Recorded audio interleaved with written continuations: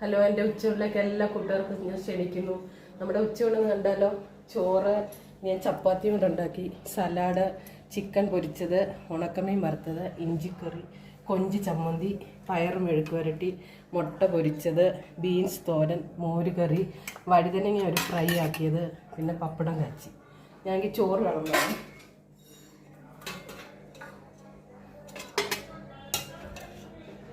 മതിയോ? മോര് കറി,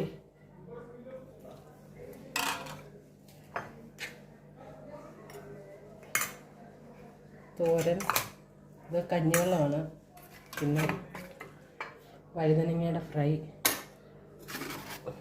പപ്പടം, ഇഞ്ചിക്കറി, മെഴുക്ക് വരട്ടി, പയർ മെഴുക്ക് വരട്ടി,